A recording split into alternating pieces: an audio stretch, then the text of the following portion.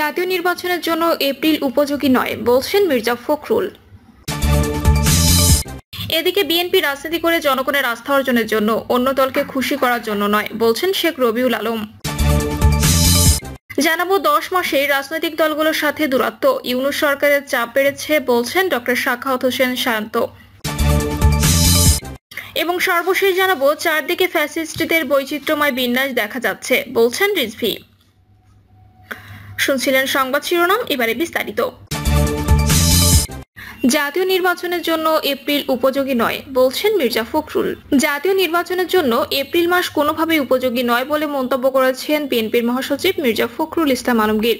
তিনি বলেন, যে সময়টি নির্ধারণ করা হয়েছে সেই সময়টি বাংলাদেশের নির্বাচনের জন্য সঠিক সময় নয়। এখানে আপনার প্রচন্ড গরম, ঝড়, বৃষ্টি হওয়ার আশঙ্কা থাকবে। ওই সময়টি রোজার পরে পরেই পাবলিক পরীক্ষা আছে। সময়টা খুব চিন্তা করে দেওয়া হয়েছে বলে আমাদের কাছে মনে হয় না। তিনি আরো বলেন, এছাড়া নির্বাচনী প্রচারণা করতে হবে রোজার মাসে, যেটা ডিফিকাল্ট হবে। আমাদের যে রিমার্কস, সেটা আমাদের স্ট্যান্ডিং কমিটি গতকাল রাতে সিদ্ধান্ত নিয়ে তারা মতামত জানিয়েছেন। আমরা মনে করি যে ডিসেম্বরে নির্বাচন হওয়া সম্ভব এবং সেটাই জাতির জন্য সবচেয়ে উপযোগী হবে। মির্জা ফখরুল ইসলাম আলমগীর বলেন, আমাদের বরাবরই দাবি ডিসেম্বরের মধ্যে নির্বাচন চেয়েছিলাম, জনগণের প্রত্যাশাও তাই ছিল। জনগণের এই প্রত্যাশা পূরণ হয়নি। তিনি আরো বলেন, আমরা মনে করি ডিসেম্বরে নির্বাচন হওয়া সম্ভব এবং এটি জাতির জন্য সবচেয়ে উপযোগী হবে। বিএনপি রাজনীতি করে জনগণের আস্থা অর্জনের জন্য, অন্য দলকে খুশি করার জন্য নয় বলছেন শেখ রবিউল আলম। আমাদের দেশের ছোট রাজনৈতিক দলগুলোর সমস্যা হলো তারা বড় হতে চায় না, জনপ্রিয়তাও বাড়াতে চায় না, কিন্তু ক্ষমতার অংশীদার হতে চায় বলে মন্তব্য করেছেন বিএনপি নির্বাহী কমিটির সদস্য শেখ রবিউল আলম রবি। সম্প্রতি একটি বেসরকারি টেলিভিশনের টক শোতে এসে এ মন্তব্য করেন তিনি বলেন, তারা যদি জনপ্রিয়তা অর্জন ও দলের বিস্তারে মনোযোগ হতো তাহলে দেশের রাজনৈতিক ব্যবস্থার একাধিক বড় দল গড়ে উঠত। কিন্তু তারা বাস্তবে জনসমর্থন পায় না, শুধু মত প্রকাশ করে। ফলে দীর্ঘদিন রাজনীতি করলেও তারা ভোটের মাঠে কার্যকর হতে পারে না। তাদের থেকে নানা প্রস্তাব ও সংলাপ এলেও জনগণ সেগুলো আমলে নিচ্ছে না। তিনি আরো বলেন, বিএনপি রাজনীতি করে জনগণের আস্থা অর্জনের জন্য, অন্য রাজনৈতিক দলের গ্রহণযোগ্যতা অর্জনের জন্য নয়। প্রতিদ্বন্দ্বী দলকে আস্থা অর্জনের বিষয়টি অপ্রাসঙ্গিক। গণতন্ত্রে এটাই স্বাভাবিক। বিএনপি যদি জনগণের আস্থা অর্জনে ব্যর্থ হয় তাহলে তো জনগণই তাদের প্রত্যাখ্যান করবে। ভোটের মাধ্যমে ক্ষমতায় গেলে 5 বছর পর নিরপেক্ষ সরকারের অধীনেই আবার সে ক্ষমতা ছাড়তে হবে, এটাই নিয়ম। এই নিয়ম পূরণ করতে না পারলে যে দলই হোক ক্ষমতার বাইরে চলে যাবে। 10 মাসে রাজনৈতিক দলগুলোর সাথে দূরত্ব, ইউনূস সরকারের চাপ বেড়েছে বলছেন ডক্টর সাখাওয়াত হোসেন শান্ত। বর্তমানে নির্বাচনের স্বার্থে যেখানে মত মিলবে সেখানে মত দেওয়া হচ্ছে। তিনি বলছেন, বিএনপি কোনো একক দল নয় যে সকল সহযোগিতা শুধু তাদের মাধ্যমে সীমাবদ্ধ থাকে, বরং দেশের অনেক রাজনৈতিক দলই নির্বাচন চায়। কিন্তু প্রধান উপদেষ্টা ডক্টর মোহাম্মদ ইউনূসের দৃষ্টিকোণে বিএনপি বাদে অন্য দলগুলো হয়তো রাজনৈতিক দল হিসেবে গণ্য হন না বা নিবন্ধনহীন দল হিসেবে বিবেচিত হয়। এই মনোভাবই রাজনৈতিক ক্ষেত্রের বিভাজন ও দূরত্ব বাড়িয়েছে বলে মন্তব্য করেছেন রাজনৈতিক বিশ্লেষক ডক্টর সাখাওয়াত হোসেন শান্ত। তিনি বলেন, হানিমুন পিরিয়ড পেরিয়ে গেছে বললে চলবে না, কারণ 10 মাস আগে বিয়ে হওয়া এক নববধূর জন্য 10 মাসের মধ্যে মা হওয়া সম্ভব হলেও রাজনৈতিক ক্ষেত্রে 10 মাসের মধ্যে পরিস্থিতি এত দূর এগোয়নি।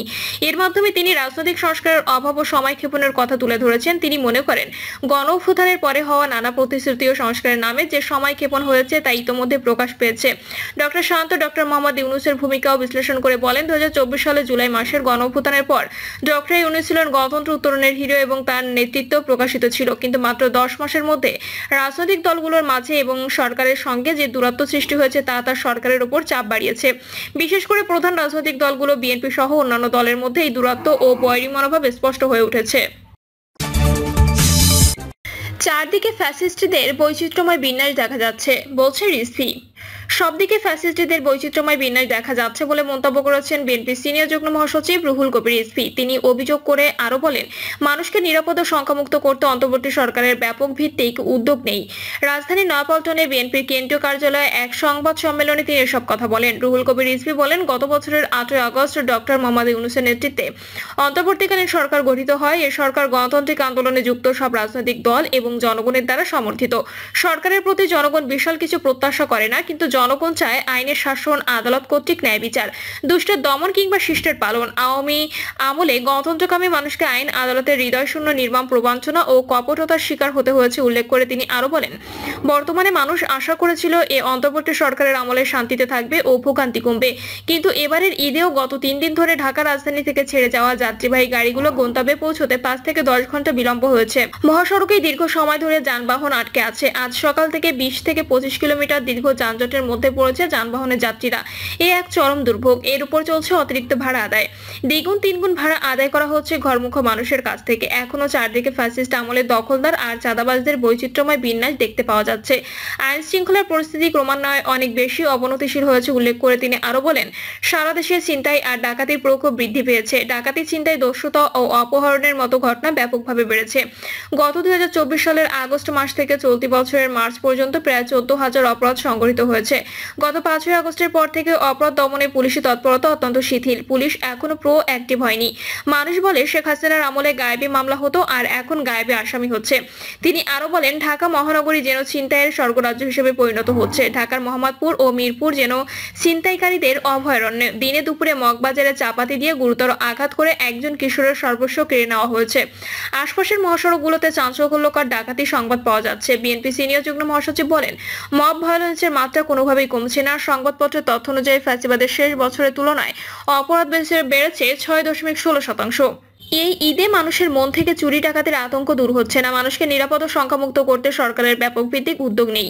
বাংলাদেশ জাতীয়তাবাদী দল দ্রুত জনগণের নিরাপত্তা নিশ্চিত করার দাবি জানাচ্ছে। বাংলাদেশের গণতন্ত্রের জন্য একটি নিরাপদ ও শান্তিপূর্ণ স্থান গড়ে তুলতে বলে আইন শৃঙ্খলা পরিস্থিতির উন্নতি অতীব জরুরি। রুহুল কবির রিজভী বলেন, 5ই আগস্টের পর পার্শ্ববর্তী দেশ ভারত বাংলাদেশের সঙ্গে ভারতের সম্পর্কের এক নতুন বিবর্তিত রূপ দেখা যাচ্ছে। গত মে মাসে বিএসএফ সীমান্তে নির্মমভাবে হত্যা করেছে 64 জন বাংলাদেশিকে। অসংখ্য ভারতীয় নাগরিককে বিদেশি বলে বাংলাদেশে পুশিং করা হচ্ছে। বাংলাদেশের বিভিন্ন সীমান্ত থেকে প্রতিদিনই শত শত লোক বাংলাদেশের ভেতরে ঠেলে পাঠানো হচ্ছে। ভারত দ্বিপক্ষীয় প্রত্যাবাসন চুক্তি না মেনে ভারতীয় নাগরিকদের গায়ের জোরে বাংলাদেশে পাঠানো হচ্ছে। এটি রাজনৈতিক উদ্দেশ্য প্রণোদিত এবং সৎ প্রতিবেশী সুলভ সম্পর্কের নীতির পরিপন্থী কাজ। ভারত প্রতিবেশী দেশগুলোর সঙ্গে কখনো সুসম্পর্ক রাখতে চায় না। বাংলাদেশকে অস্থিতিশীল করতে পুশিং সহ নানা ধরনের পদক্ষেপ গ্রহণ করছে। তিনি বলেন, কৌশলে বাংলাদেশকে দমিয়ে রাখার প্রচেষ্টা হিসেবে পুশিং ল্যান্ড পোর্টে বাংলাদেশের পণ্যের পরিবহন নিষিদ্ধ করা হয়েছে। ভারত থেকে হাসিনার উস্কানিমূলক বক্তব্য, সীমান্ত হত্যা, জেলেদের সঙ্গে দুর্ব্যবহার ইত্যাদি প্রমাণিত হয়। তারা বাংলাদেশকে সমমর্যাদার ভিত্তিতে নয়, আগ্রাসী দৃষ্টিতেই দেখে। বাংলাদেশের জনগণের সার্বভৌমত্বের প্রতি তাদের কোনো শ্রদ্ধা নেই। এক সুদূরপ্রসারী মাস্টার প্ল্যানের অংশ হিসেবেই ভারতের নাগরিকদের বিদেশি বলে বাংলাদেশে ঠেলে দেওয়া হচ্ছে। তবে বাংলাদেশের সরকার এই বিষয়ে কেন জোরালো ভূমিকা নিতে পারছে না? বর্তমান সরকারের নেই কোনো উদ্যম, নিষ্ঠা ও মৌলিকতা। এ নিয়ে জনমনে বড় আকারের প্রশ্ন দেখা দিয়েছে। সরকারের দায়িত্ব ছিল এই বিষয়ে দ্রুত পদক্ষেপ গ্রহণ করে শ্রমিকদের পাওনা মিটিয়ে ফেলা। এটাই একটি জনসমর্থিত সরকারের প্রধান কাজ।